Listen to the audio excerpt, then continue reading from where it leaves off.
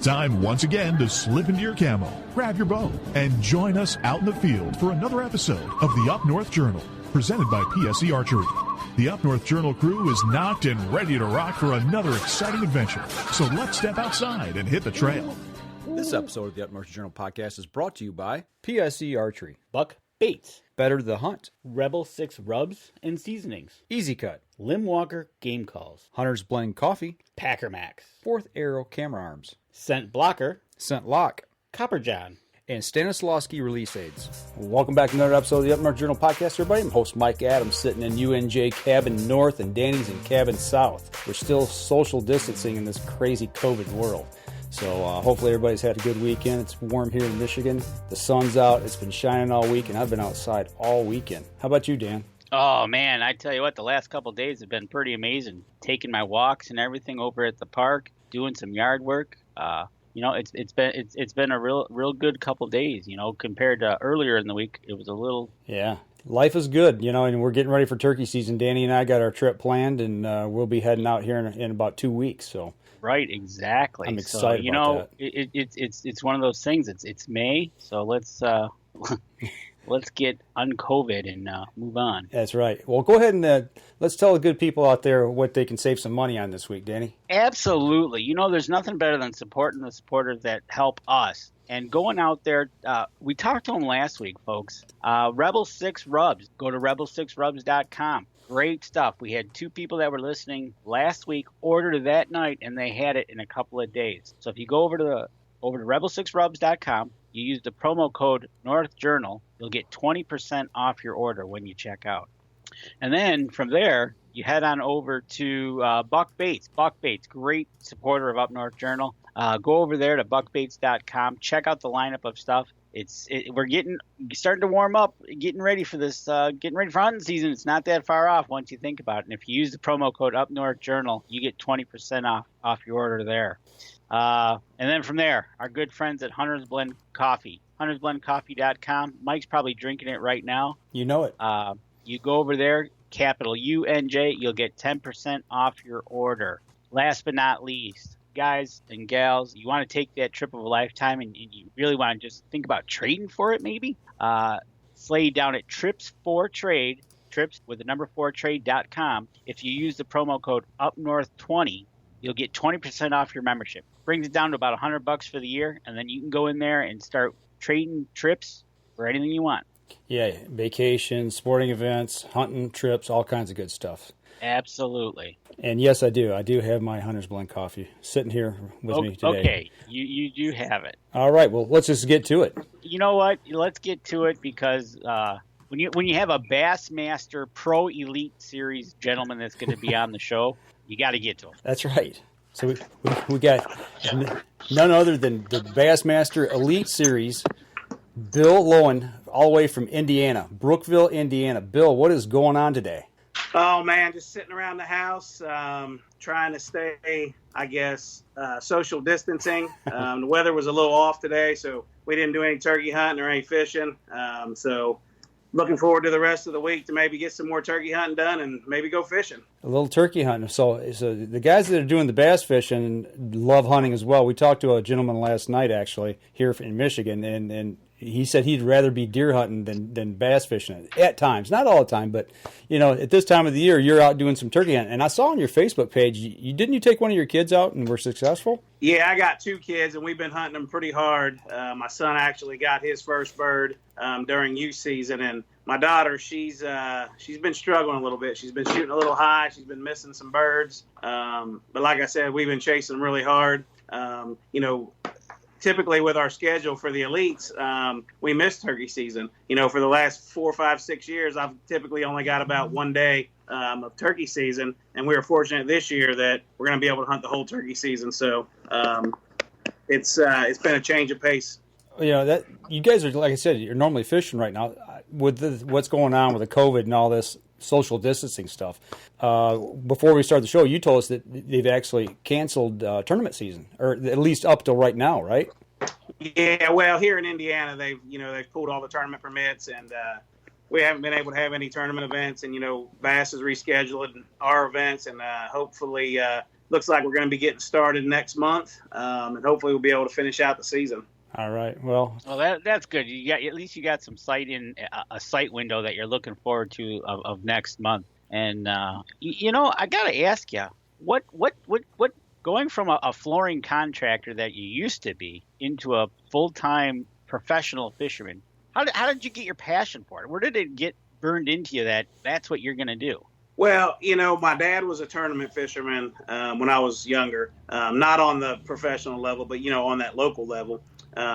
So I got to go with him, during practices and things like that. And I guess, he kind of, introduced me to hunting and the outdoors and all that. So if there was anyone that was responsible for, getting me started and all that, it's definitely him. And then as I got older, 15, 16, 17, 18, he kind of got out of the tournament scene, and I kind of just picked up where he left off. So I've always had that. I don't know if I always had that dream that I was going to be a professional angler, but I always had that dream to fish the Bassmaster Classic. And I always say that I can remember standing on the banks of the Ohio River saying that I wanted to be like Denny Brower someday, but if anybody's responsible for me being, with my love for the outdoors, definitely my father. So following in Dad's footsteps, that's awesome. Yeah, absolutely. So how long did you've been a pro fisherman fishing full time for 10 years, but how long did it get you to the status to that elite series to climb that ladder to say, hey, you've arrived?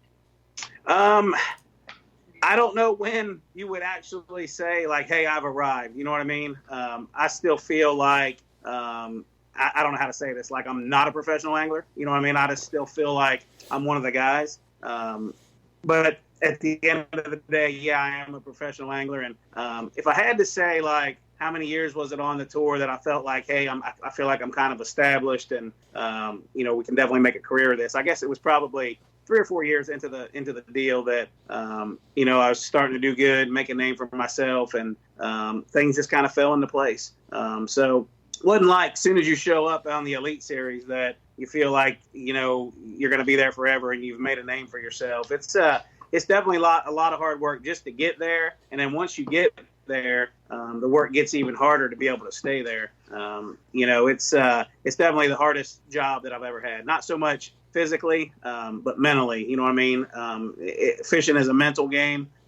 Some days you catch them really good and you're on top of the world, and the next day you don't catch them and you're mad at the world. You know what I mean? So it's without a doubt, you mentioned that, I was a flooring contractor until I started this full time. And without a doubt, this is definitely the hardest job I've ever had, to make a living at. I had a buddy of mine that I was talking with earlier today, this morning, actually one of the guys that I hunt with, and told him we were going to be talking with you. We hunt up in northern Michigan, up near Alpena, and that's where Thunder Bay is. It was my understanding that the Bassmasters held a tournament up there in Thunder Bay 2 different years in a row. Were you ever up there fishing that? Were you on the circuit at that time? Do you remember what years those would have been? I'm not familiar with it. I really don't know. I just know he said Thunder Bay for some reason is not ringing a bell to me, so I would assume that I probably wasn't there. Okay, all right, yeah, it's just it's pretty rough waters up there, and it can get treacherous at times. And he said if you were up there, he wanted to know what you thought about it, fishing other places. Gotcha. But speaking of that, fishing in different places, what's your favorite lake that you've been to to fish in the tournament? That's probably one of the biggest questions I get asked all the time, and look, everywhere that they take us is typically a really good fishery. It's full of fish. And it's not a matter if you're going to catch them or not. It's a matter of, are they going to be big enough to compete in the event? Mm-hmm. I grew up here on the Ohio River where the fishing is, I call it the armpit of the world. The fishing is not good at all. And when people ask me, where's my favorite place to fish, I always say the Ohio River. And they look at me like I got 2 heads. But for me, it's where I grew up. It's where I learned how to fish, where I learned how to fish shallow water like I do all the time. But 2, I love the challenge of the river. There'll be days when, I'm a professional angler. This is what I do to make my living. There'll be days when I go to the Ohio River and fish all day long and still don't get a bite. So for me, it's all about that challenge and trying to figure that out. And like I said, that's where I grew up. So that's probably, if I had to pick one, that would be my favorite place to fish. Okay. Well, I'm going to ask the next question is going to be, what's your least favorite? Oh, what's my least favorite? One that maybe presents a problem for you. I don't think I have a least favorite. Okay. Events or lakes that I tend to struggle with are those lakes where what we call slugfest, when the guys are weighing in 25, 26, 27, 28, 30-pound bags of bass. Mm-hmm. That's kind of where I tend to struggle. Where I grew up here in Indiana and Ohio, we just didn't have those big giant fish. I've made a career out of being very consistent in cashing checks by catching limits of bass. Mm-hmm. So when it comes to those big slugfest deals, I tend to struggle, because I feel like I'm still trying to figure out how to get over that hump to catch those 5, 6, 7-pound fish, where the guys that live down south, that's what they grew up doing. You know what I mean? So if I just had to say, I don't necessarily have a lake that I don't like, but if I had a time frame that I didn't like, it would be that slugfest time of the year on those, lakes like, let's just use Lake Fork, for example. You go down there and if you don't have 26, 27, 28 pounds, you're probably not going to be in contention. And those, for me, seem to be the events I struggle in. Well, we looked through some of the photos that you sent up to us to use, and I want to put up some from the Bassmaster 50th. Being that it was the 50th anniversary of that, what was it like being part of that event? I mean, that's got to be a little extra special. Well, anytime that you're part of a Bassmaster Classic, it's something truly special. With that being the biggest platform or the biggest stage for bass fishing. But being part of that 50th anniversary, knowing the history that has led up to that event, to be part of that is something that, it's really, truly hard to put into words. There's guys that fish, and their dream is to fish the Bassmaster Classic. And there's so many people out there that are probably not ever going to be able to walk across that stage. So for me to be able to put it in words, it's really hard to describe. Yeah, I thought it was pretty cool that, they hook your boat to a trailer or to a truck and they pull you out across that stage. I saw some of the photos. And the crowd's all, getting all pumped up and everything. But, that alone, but then when you got that morning takeoff, and everybody's out there and you guys are jetting out there, and you're part of that classic, and then to come back for the weigh-in. I mean, it's just got to be something like, I don't know, almost like a World Series. It is, and it's really overwhelming, and it's something that I never take for granted, just because I know how prestigious it is to be there and be involved with that event. It's just like I said before, it's something that until you get to experience it, you can't. It's hard to put into words. I tell you where was the 50th at? Where was that located for the 50th? It was at Lake Gunnersville in Birmingham, Alabama. Roll Tide. Oh Lord. Oh boy. You knew I was going to do that, Danny. I'm sorry. It's like, go ahead and ask that question. Yeah, I'm sorry. Great. Yeah, I'm up here in Michigan, but I'm from Alabama originally. So, but Gunnersville Lake, that area over there is just simply beautiful. It's the scenery is absolutely unbelievable. But I tell you what, we're bumping up here on our first break. Let's go ahead. We'll take our break. When we come back, we want to dive a little bit into maybe some of the equipment that you're using and talk about that. All right, sounds good. All right, we're going to step outside and we'll be right back after this.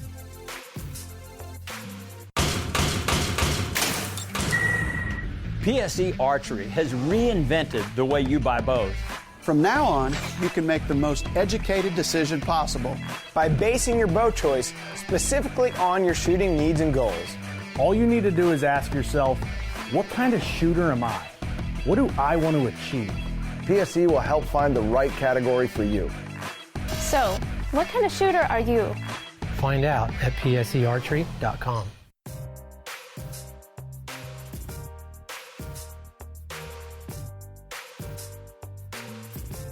Welcome back. Second segment, talking with Bill Lowen from the Bassmaster Elite Series, talking a little bit about bass fishing, might throw a little hunting in, talking about some equipment from Yamaha, all stuff, good outdoor stuff right now, especially when we're talking in this COVID time that we're dealing with and social distancing. We can still get outdoors. So absolutely, and you know what? And the reason why we got Bill on is for the main is to talk Yamaha Marine.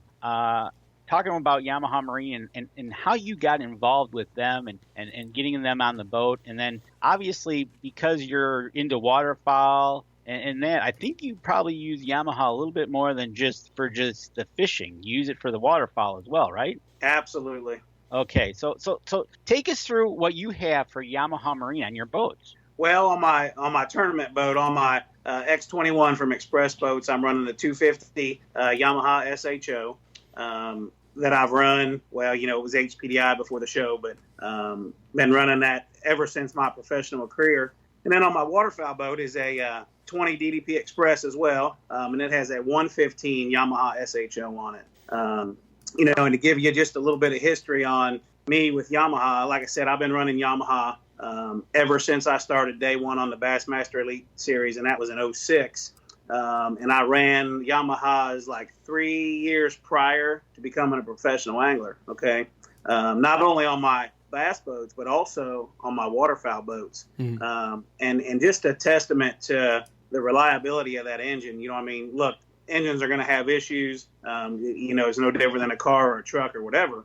But I'm going on about 18 years of running Yamaha outboards on my professional boat and my waterfowl boat, and I have never had a single mechanical issue that has left me stranded on the water. Unless I do it myself, like wipe a gear case out or bend a prop shaft, but still, I've never had an issue that has left me stranded on the water. And the only thing that I can even remember having to repair on my Yamahas on my waterfowl boats is I had to put a trim pump in one time.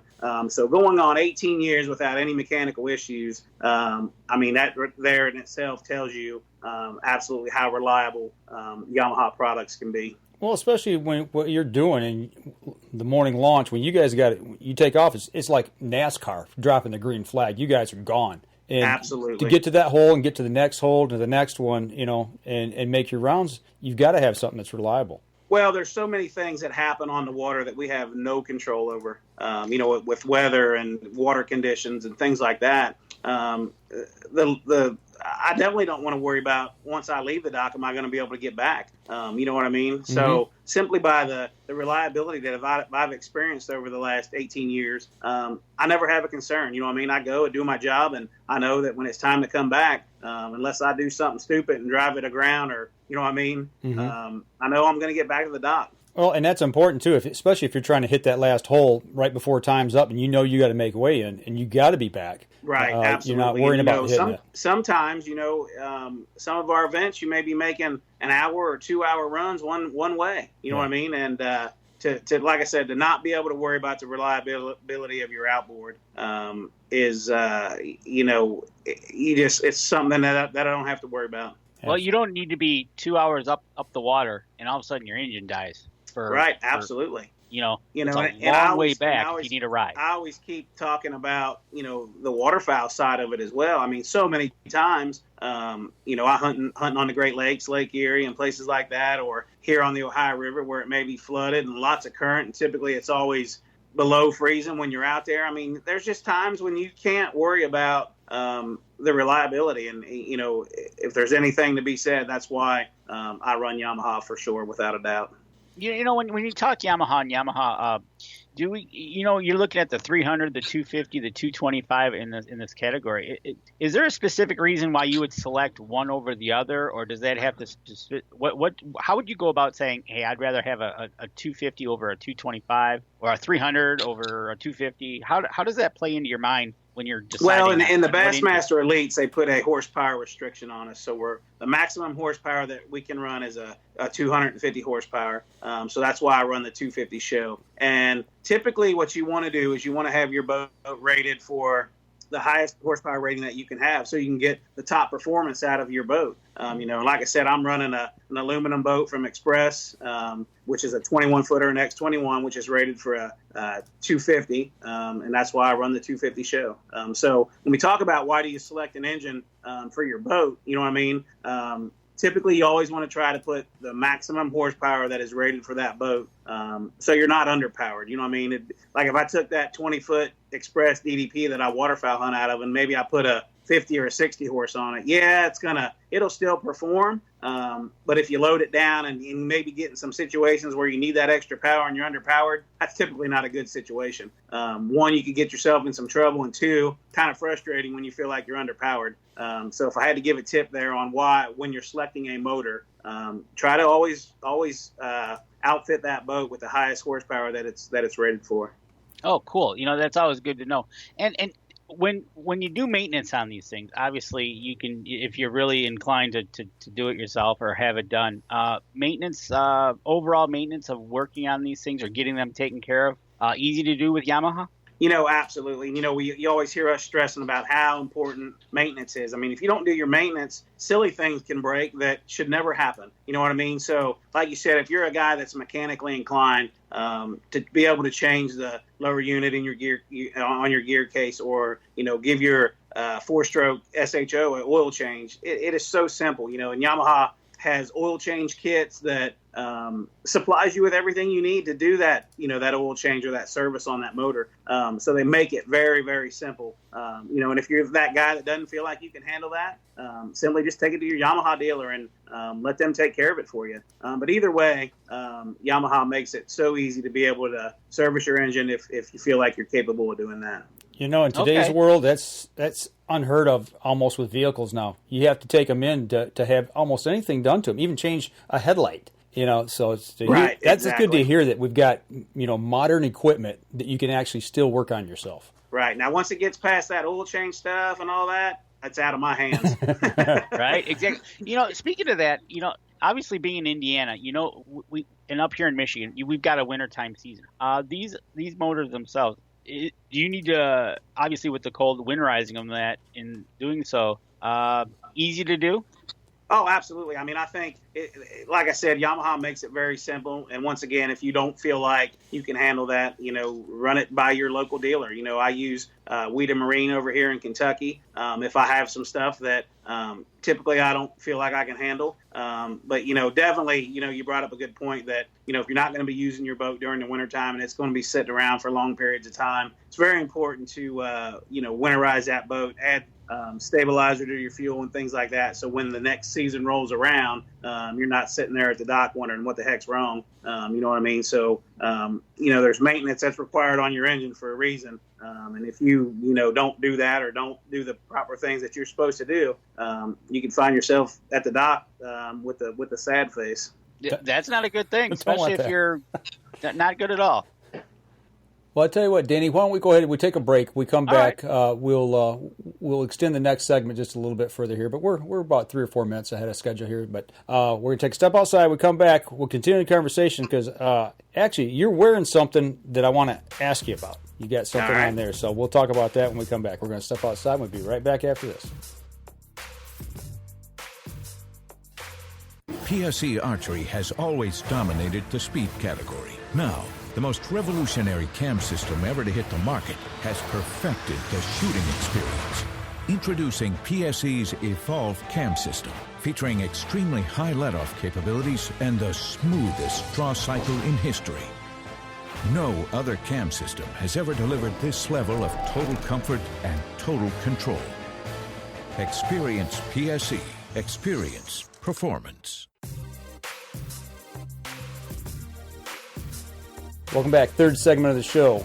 Right before we went to break, I made reference to something you're wearing, and I know Danny and I are part of the Mossy Oak Pro staff. We're on the gamekeeper staff up here in the northern area, but I noticed you're wearing Mossy Oak Elements, and you're on part of the Mossy Oak Fishing staff. Is that right? Yes, sir, I am. Mm-hmm. So how did they start getting involved with the fishing side? I mean, is that really starting to take off now? I've seen a little bit of it. I haven't, been exposed to a lot of it, but talk about that just a little bit and how you got involved with them. Well, over the last few years, there's been a big emphasis put on, skin cancer and protecting yourself from the sun and things like that. And like you said, I'm wearing a Mossy Oak Elements right now in the Elements pattern, and it's a Drake Performance Fishing T-shirt. I'm actually partnered up with, Drake waterfowl systems and things like that naturally because, I'm a huge waterfowl hunter.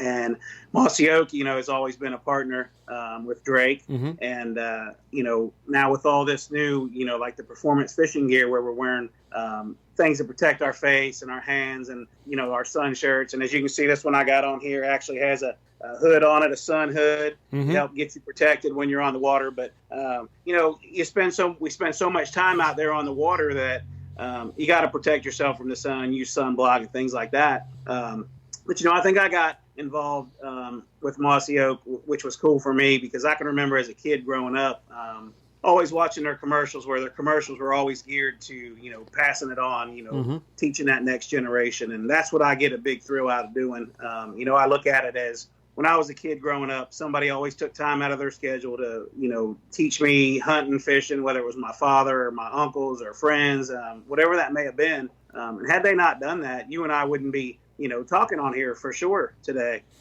So I always try to give back. And for me, it was really cool to become part of the Mossy Oak Fishing Team because, as a child growing up, I always used to watch that. And there's nothing more exciting for me than to be able to teach something to somebody that doesn't know, because I think a lot of times we take for granted as a professional angler or, someone that has a lot of experience in the outdoors that we just take for granted that people should know these things and they don't, Right. You know what I mean?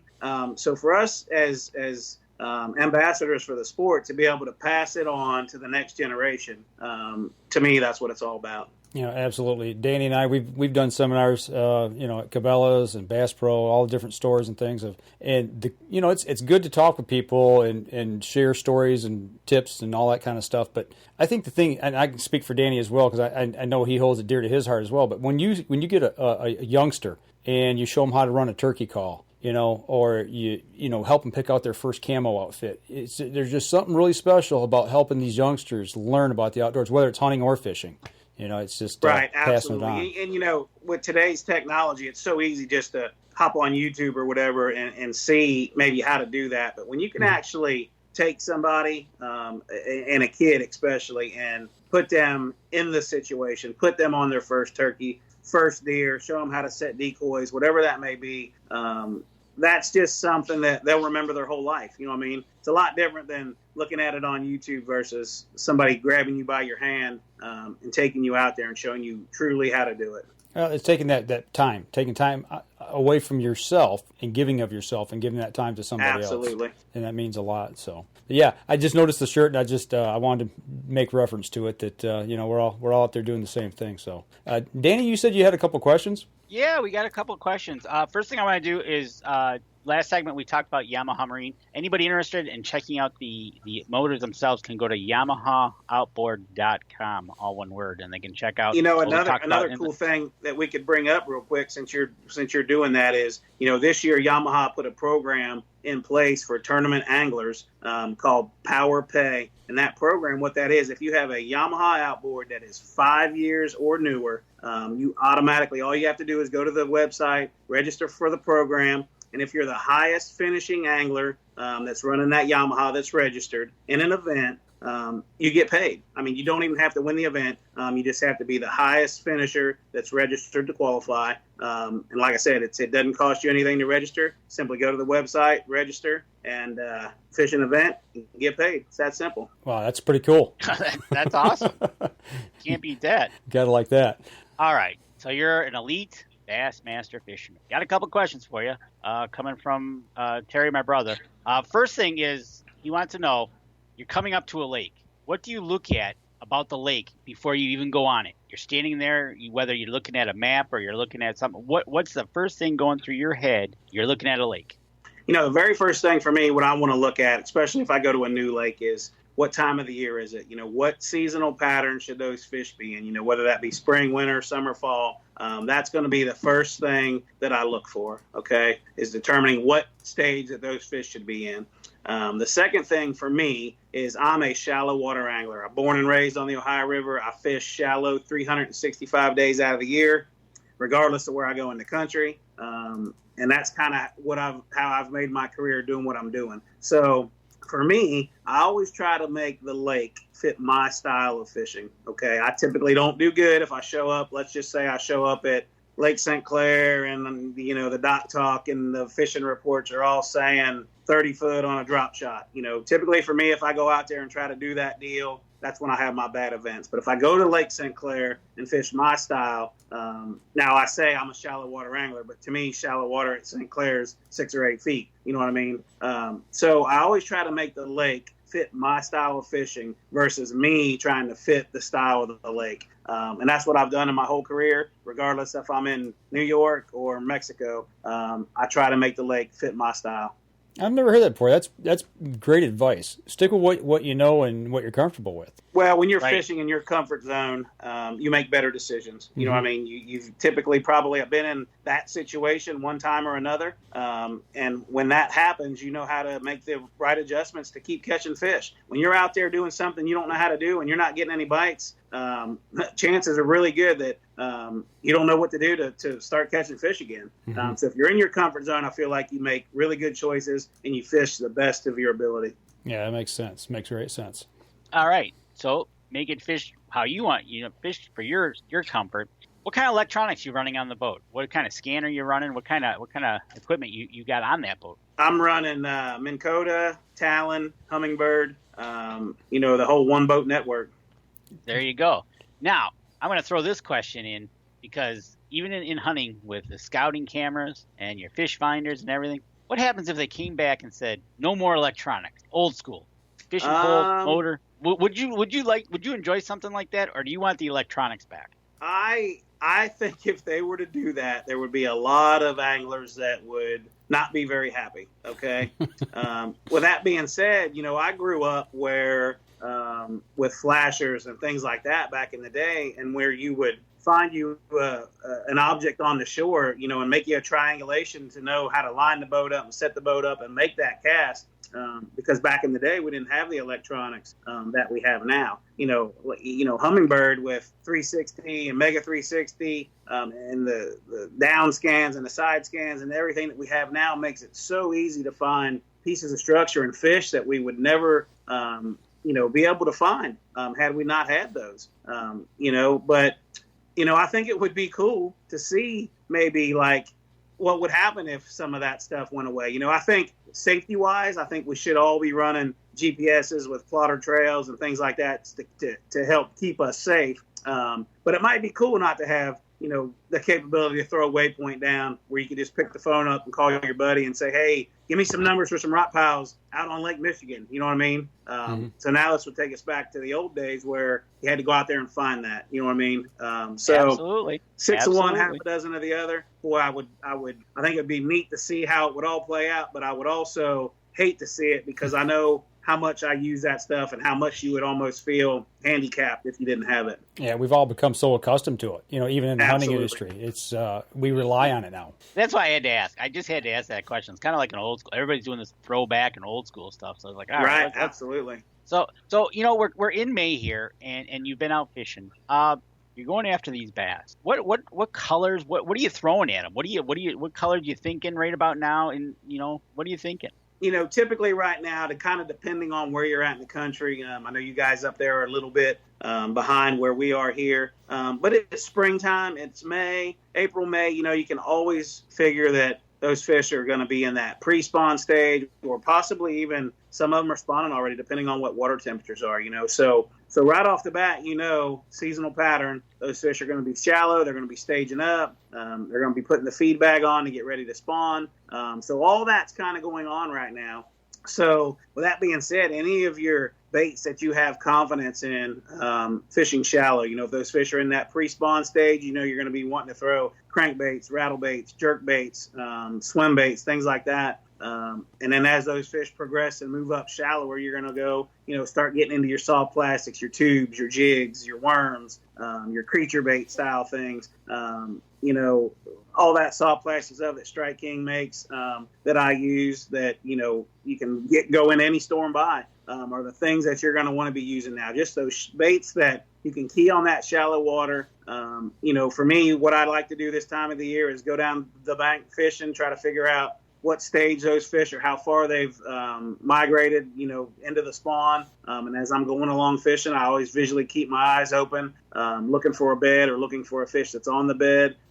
Because it's that time of the year. All them fish got one thing on their mind. It's making babies. They want to get up there. They want to spawn. They want to make those nests. And there's no better time than now to, catch a big fish, whether that be a largemouth or a smallmouth. This is probably one of my favorite times of the year. That's awesome. If you had somebody that came up to you, we talked about teaching kids, maybe it's somebody that's maybe a little bit older, a teenager or something like that just says, I've never fished before. I'd like to give this a shot. And if you had to just put them on one bait to get out there and try to catch some fish, catch a bass with, what's the one thing you say, okay, you need to go buy this? What would this be? Well, if I wanted to tell a kid that, the simplest thing for me, for a beginner, is something that they can cast out and wind back, because let's face it, it's hard to learn how to fish a worm or a jig or a tube. It takes a lot of time. Mm-hmm. But if you're that angler that's just starting out, and you got to get you a bait that you can cast and wind, because you don't have to worry about feeling the bite or, was that a bite or wasn't it? So I would have to say some type of crankbait or some type of spinnerbait. If I had to choose a crankbait, it would be a square bill type crankbait. Something that isn't going to get hung up very easy. And that's what a square bill does. Let it come through the rocks good, let it come through the wood good. So for a beginner, that's a big plus to have a square bill crankbait, because because the more experience you get with the bait, the better you're going to be with it. Mm-hmm. And then a spinnerbait is simply you throw it out and you wind it, comes through the cover really well, whether that be grass, rock, wood. And right now, for this time of the year, those two baits would be absolute perfect for a beginner. And like I said, it's simply you can throw them out and wind them in. And to me, those two choices for a beginner would be absolutely perfect. Set them up for success. You know what, from the beginner, and if you're getting a little bit under your belt, and you're wanting to get a little bit even more better, and even scratch the brain of Mr. Lowen, you have an instructional trip that you can go on with yourself, don't you? I set that up a few years ago, and in hopes that I don't never want to be a guide where you had to take somebody out there and put them on fish, right? So what I would tailor that to would be like somebody that wanted to come and learn how to fish a swim jig, okay? Yeah, we might not catch any fish, but you're going to get the whole breakdown of trailers, weights, line size, rod, reel. It's actually, you're going to actually be truly learning something. Like I said, I never wanted to get into a situation where I took people out to catch fish. Hopefully during that lesson or that course, we'll catch them. But what I'm wanting to do is give you the tools and the confidence to be able to, learn a technique or learn something that maybe you don't have any confidence in. Well, there's nothing wrong with that at all, because, you can go, like you said, go on YouTube, you can watch it, but to actually have somebody standing next to you going, well, kind of do it like this, or tie it like that, or throw it like this, that's invaluable in person. Right. And I think as anglers, we think that only that new fishermen need that help. And that's not the case, And I'll just use an example that happened to me yesterday. A really good friend of mine that when I was younger, 17, 18 years old, he kind of took me under his wing and really showed me how to pattern fish and break that pattern down. And that's going back 30 years. So I got to fish with him yesterday, and I was catching them on a tube, a 4-inch flipping tube. And, that's one of my favorite baits to use in the springtime. And it was a bait for him that he absolutely hated because he lost so many fish on it, So I got to stand on the boat with him yesterday and basically not teach him how to fish a tube, but show him what I've learned over my years. And it was cool to show it to him, show him why I do what I do, and then for him to catch 8 or 9 fish in a row was pretty cool. Because you think, he's almost 60 years old, and you think being 60, you would know all that.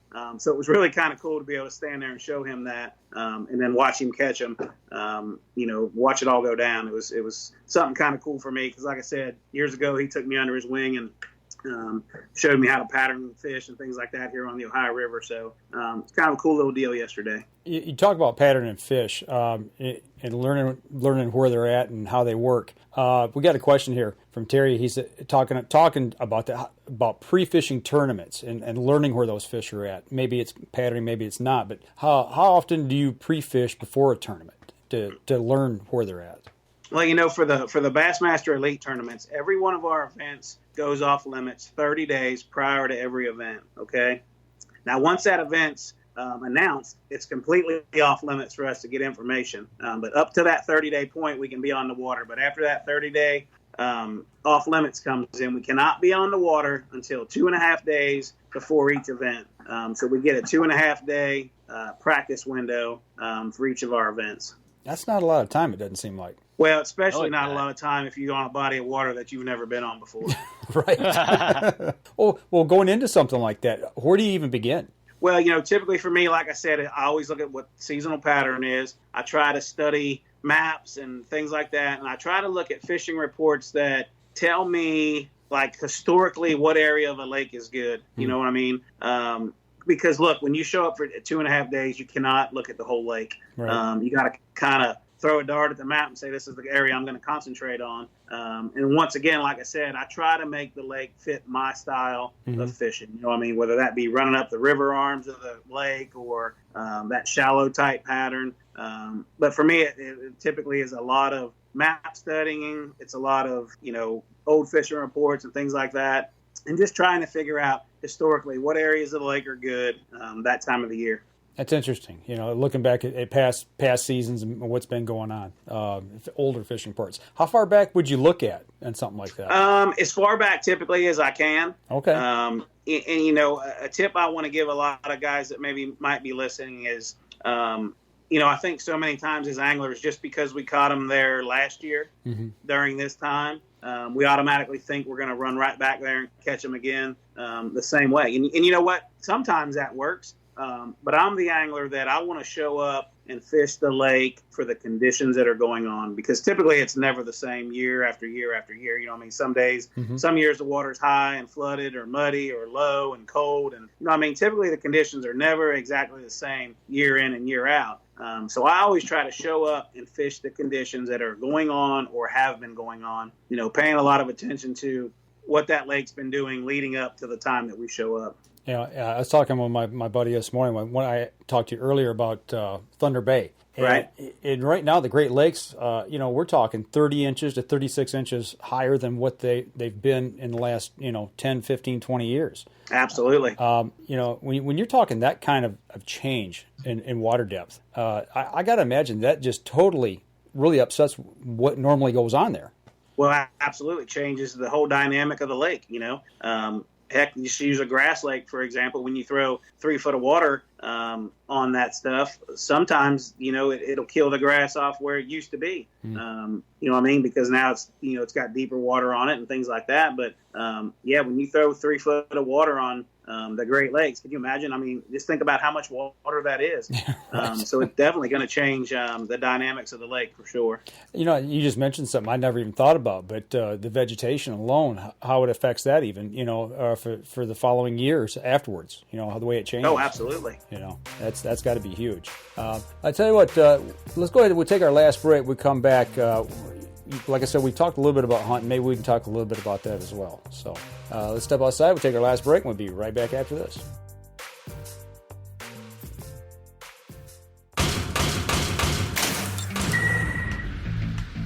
Acceleration is part of PSE's DNA. PSE pioneered the speed movement. Now they've developed the vapor category to help you find the most powerful bows on the market to fit you. High speed equates to intense power and building the momentum you need to be successful. Are you a vapor shooter? Find out at psearchery.com.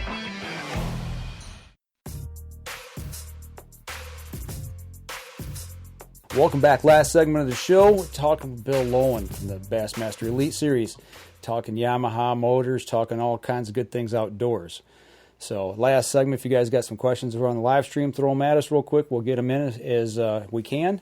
But, we talked a little bit about hunting, and you actually mentioned a little bit about, your waterfowl boat and the motor you have on that.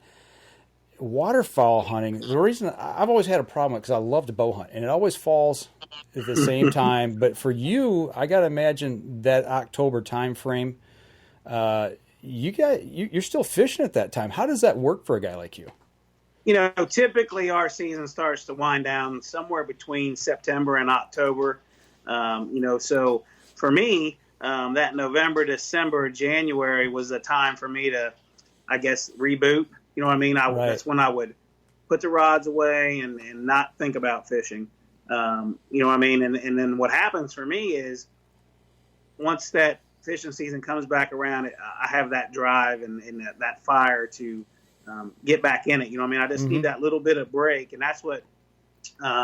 hunting does for me. You know what I mean? And I'm like you. I love to bow hunt as well.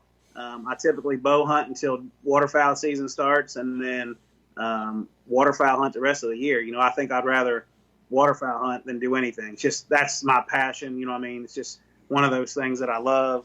And it's something that I do with the family and the kids and friends. And, you know what I mean? It's just something that we look forward to every single year. And I think this year, you know, with this COVID-19 and everything and pushing the tournament schedule back, and I think we're probably going to end up fishing into the fall. Okay. Not quite sure how far we're going to be into the fall, but I'm thinking we'll probably be fishing during the first week of that November rut and things like that. So what? Yeah, I'm a little disappointed, but what?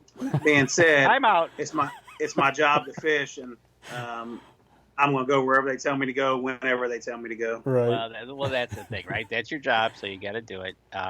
The November rut, though, man, that'd be hard to give up. Oh, man. Hey, let's not talk about it anymore. Yeah, right. Well, look at waterfowl. You're a fisherman. You're on the water. When it comes to waterfowl, would you prefer to waterfowl on the water, or would you prefer to field hunt? I would probably prefer on the water versus field hunting, and I've done both and have the equipment to do both, but just something about being on the water. You know, I grew up hunting on the Great Lakes, diver hunting, layout boats, you know, all that stuff. There's just something about being on the water, you know, getting birds to come in, commit, whether that be marshes or big water or, you know, river hunting, whatever that may be. Just something about being in the boat with the dog and breaking ice, and just that's just kind of how I grew up, and that would be my first choice, would be definitely on the water versus the field. Diver hunting on the Great Lakes, man, that almost scares me, man. I got respect for the big water, but laying down in a boat like that on the big waves, you're a brave man. Right. Well, once again, like we talked before, you know what I mean? You got to have the trust in your equipment and use a lot of common sense, you know what I mean? And pay attention to weather and, you know, make sure you're equipped to be able to handle the big water. You know what I mean? Yeah. I see so many guys get out there in little boats and things, and I'm just thinking y'all are asking for trouble, you know? I've always ran big waterfowl boats, 20-foot boats, you know, big high sides. Yeah. You know, typically 90s and 115s and things like that for horsepower, Yamaha, of course. But just got to really pay attention when you're waterfowl hunting. I mean, things can go bad really, really quick. And, you know, I think a lot of times we get so wrapped up in the hunt and going that, you know, you kind of don't think about things that could happen, you know, really quickly when you're out there on the water. Well, in November, you know, that time of the year, you know, the Great Lakes can be so treacherous so quick, especially, you know, Lake St. Clair, Lake Erie, you know, they're so shallow, the waves get up on them extremely fast. And you can be caught out there in Absolutely. the middle, and it can be deadly. I mean, we've seen it. Absolutely. You know, it's no different than being out there in your bass boat. You know, you got to pay attention to the weather all the time. Monitor it before you go and while you're out there. And because like you said, it don't take much for a pop-up thunderstorm to put 4 and 5 foot waves on Lake St. Clair. Absolutely. Well, you know, absolutely. You know, that's awesome. That, you know, safety, number one issue, no matter what you do, hunting, fishing, whatever you're out there. Even Charles Byram from Iowa loves those divers as well. But yeah, it's good to hear that always safety first. Well, you know, looking at the safety issue of that, when you're on the water, whether it be fishing or you're out there, you know, waterfowl hunting, how do you stay in touch with the weather? Are you just using a phone app, or I mean, do you have electronics on the boat where you can actually see stuff coming in? You know, typically I don't have, you know, weather radios and stuff like that on the boat. You know, nowadays, like you said, with the phones and things like that, it's so easy just to, you know, pay attention, see what's going on. Heck, everybody, you know, typically has a weather alert set up on their deal. So especially, like I said, when we're out on the big waters, you got to monitor that stuff. You know, I listen to the NOAA radio and things like that when we're back at the room or on shore and things like that. You know, but like I said, with the technology today, with the wind apps and things like that, there's really truly no excuse to I shouldn't say this, but not to be caught out there, you know, not knowing what's coming. Right. Yeah. There's so much technology now that's available to just about everybody. Right, absolutely. The biggest problem I have, I guess, when I'm hunting, where I deer hunt at is, sketchy cell service. Typically, I can get a good cell signal, but I've got to watch, the morning news before I go out just to make sure that nothing's going to catch me by surprise. So just in case. That's it. So I got to ask you. I'm looking at your Facebook page. How do you get the nickname Turtle? Well, the gentleman that I was just talking about earlier that, kind of took me under his wing and things like that. It always seemed like when we were duck hunting back in the day, and I was supposed to meet him at, let's say, 5 o'clock. And then I'd have other buddies that were going with us, right? They'd always be late. So naturally, it would make me late getting to his house, right? So he nicknamed me the Turtle because I was always late, and it was always like I was waiting on my buddies, and they were making me late. So he actually gave me the nickname, but my wife says that I have the nickname for the Turtle because I always stick my neck out for everybody. So I don't know which one it truly is. Well, to have a good friend like that do stick their neck on the line for you, that's got your back, that's a good name to have for that reason, I guess. Right. Absolutely. Well, there was a saying that was on your page as well, wasn't there, Dan? That you had mentioned to me earlier. Well, yeah. Looking. It's your favorite quote. Yeah, it's your quote that you like. Your favorite quote is "Catch you later." Right. Now, does that mean catch you later fish, or what's all of that all about? It can mean any of those above. You know what I mean? I started doing that. Signing autographs for kids and things like that. Meaning that, hey, I'll catch you later down the road, or maybe catch that fish later, or catch that deer or the duck or whatever that may be. So, I'll just always catch you later. Okay. All right. Okay. So when we have people on and we interview them, we've always got a couple questions at the end of the show, kind of just fun ones. And it's a couple of real good ones that are really tailored to you, because I know you spend a lot of time on the water, obviously fishing, you're getting up, you're going. You're out on the boat all day long. You got to have like a favorite snack to have with you. You can't go all day not eating. You got to have a snack or something with you. Right. What is it? Typically for me, it's I don't have like a favorite snack, but typically for me, it's always, typically some type of jerky, big fan of peanuts and cashews and almonds and things like that. Typically for me, I don't like, toting a big meal out on the boat because I don't want to be running up the bank to the woods, Right. I'm sure everybody that fishes has had that experience, so it's nothing new that I'm talking about. But, typically for me, it's a lot of water, jerkies, things like that, and lots of nuts, oranges. I like oranges in the boat, and one thing that I like typically carrying the boat that people are going to say, oh my gosh, can't believe you were saying that's bananas. I don't have that myth of bananas or bad luck in the boat. Their bananas help with leg cramps and things like that because we're constantly standing and moving and doing whatever. Typically carry a lot of pickles in the boat for the hydration reason of the pickles. A lot of people don't know that pickles help you stay hydrated. Absolutely. And potassium. And so, like I said, them are probably always the things that are typically in the boat. Unless the wife and kids are with me, then we got everything under the rainbow. All right. One question. What has been the largemouth you have caught, and where was it?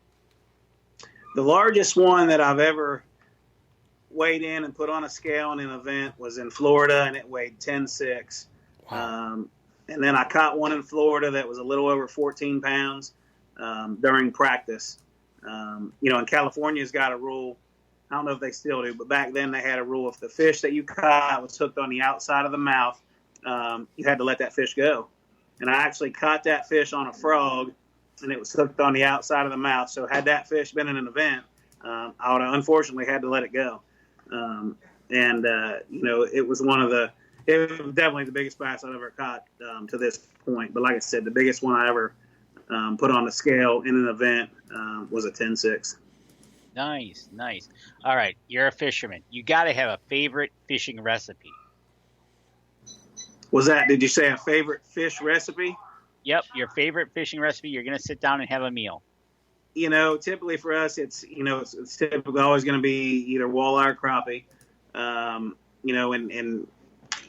Typically we, I guess we're just like, bread it, whether you're using cracker crumbs or whatever that may be. We're a big fan of Cajun seasoning around here, Tony Sachery's and things like that. So we always add a lot of that in. So typically if we're not breading that fish with some kind of breading and frying it, we like to bake it as well, with your traditional seasonings and butters and things like that. So to say, do I have a favorite one? Not really. Kind of whip it all up and see what ends up, at the end of the day. There you go. Well, and Charles Byram is kind of almost saying no bananas. So he's kind of afraid of that thing. That's funny you said that. Well, see, I take the bananas with me, so in the morning time I can mess with the other guys that are in the event. You know what I mean? I may throw one on their boat or something, and then they're all spun out and freaked out for the rest of the day. Putting some bad mojo on them. Right, absolutely. Right. Well, when you're traveling to the tournament, you're doing a lot of traveling. You're pulling your gear and your boat behind you, so you spend a lot of time on the road. While you're driving, what are you listening to on the radio? I typically don't listen to the radio. We camp everywhere we go. I typically drive the RV, and my wife drives the truck and the boat. But typically for me, man, when I'm driving, that's when I do a lot of my thinking and planning and things like that. So I kind of never listen to the radio when I'm on those road trips. Like I said, that's a lot of windshield time, and typically for me, that's when I do all my thinking about events or what's coming up or what we're going to do. Or so for me, that's my time to kind of unwind and think a lot about things or just life in general. So it's typically for me, I don't listen to the radio. Fair enough. Looking ahead and planning the trip, that's good. Okay, last question that we want to ask you is, looking back, it could be something that happened here recently. It could be something back even in your childhood. But if you've got an outdoor experience, whether it be hunting or fishing, doesn't matter. Which one really sticks in your mind and why? Man, I don't know if I probably don't have one that stands out. Just for the simple fact that my whole life revolves around the outdoors, and it always has, whether that be hunting or fishing. And now with, my wife and my kids, it's a lifestyle for us. So to say, do I have a favorite one? There's no way for me to say that because there's been so many, not only recently, but, in the past, they're just, I think when you're so passionate about something, that they're all great memories and they're all always going to be, recently here with, my kids starting to hunt, my son's 8 and my daughter's 11, to be able to share this with them and see the things that, they're getting to experience. It's really cool. Just makes me remember my childhood when my dad was taking me fishing or deer hunting or duck hunting. It's, for my son to kill his first turkey last week and just be as most excited as you could ever see somebody, to my daughter, like I said, she's been struggling and missing some, but for her to say, you know what, Dad, even if I don't get a turkey, we've had some of the most phenomenal hunts that we've had. And to me, that's what it's all about. That's making the memories. I Absolutely. Want them when they get older to be able to say, man, do you remember that time? We had all them turkeys and we didn't kill none or just whatever. It's all about making memories. And to me, like I said, none of them stand out because I appreciate all of them. And to me, that's what it's all about. Each one's a chapter within your life and you're still writing. Absolutely. And when you get to take your kids out, my kids, my youngest now will be 19 this summer. And I look back at that stuff and it brings tears to the eyes. You get so emotional when you see those first things happen, first deer, first turkey, what have you. it's powerful stuff to be able to pass it on, and by the grace of God, we've got kids and we're able to pass it on to them, and it is, man. It's truly something special, and that's cool.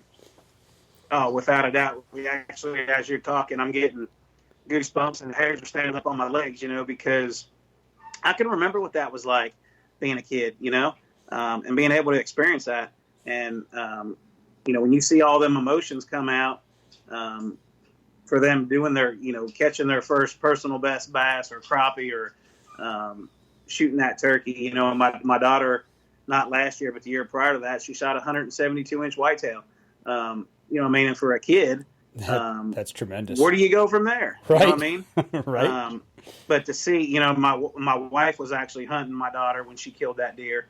And when they called me on the phone and they're all crying, and it's just like, the emotions, of that it's something that I wish every person or child could experience. It's pulling the trigger or setting that hook or whatever. That's just a quick moment in time. But it's like Danny and I, we tell this to everybody. It's not always about pulling the trigger or like you say, setting the hook or what have you. It's about the journey of getting from A to B and everything that happens in between, and even everything that happens after when you're sitting at the dinner table and able to put that meat on the table and share it with everybody in the family. It's just, there's just something primal about it, but as a father or I'm a grandfather now, being able to do that and share with people, it's special. And you know what? And we should never ever take that for granted. No, not at all. And, I think it creates a bond, not only with your family, but with your friends. Mm-hmm. You know what I mean? That just, it's hard to explain that bond that creates with those experiences and just being together in the outdoors. Right on. Well, I tell you, you know what it does. One thing it's very hard to explain to a person is the feeling you get when that happens. And if you don't experience it, you'll never understand it because you can't explain it. Right. Yeah, that is so true. Well, I tell you what, we're running up here on the end of the show. I want to give you a chance one more time. Where can people find out like what tournaments you're going to be in your school as well? Where would they be able to get in contact with you? The easiest way is on my Facebook page, on my pro page, BillLowen.com. That's the easiest place to go to see what we're doing, keep up with us. We do a lot of tips, techniques, things like that on there. So you want to check it out, you want to learn a little bit. Like I said, we're always trying to pass it on or teach that, future generation. Check me out on Facebook.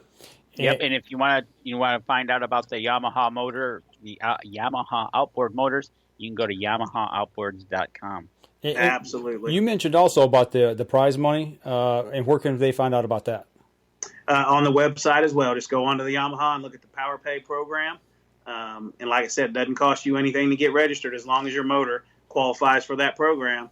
And like I said, you don't even have to win the event to get paid. You just have to be the highest finishing qualified, angler that has a registered motor to be eligible for that.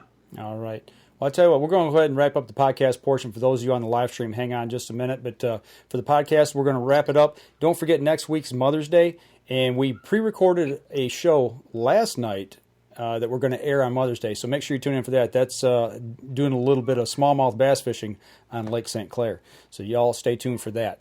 That'll do it for the podcast portion. We'll talk to y'all next week. This episode was brought to you by PSE Archery, Buck Bait, Better the Hunt, Rebel 6 Rubs and Seasonings, Easy Cut, Lim Walker Game Calls, Hunter's Plain Coffee, Packer Max, Fourth Arrow Camera Arms, Scent Blocker, Scent Lock, Copper John, and Stanislawski Release Aids.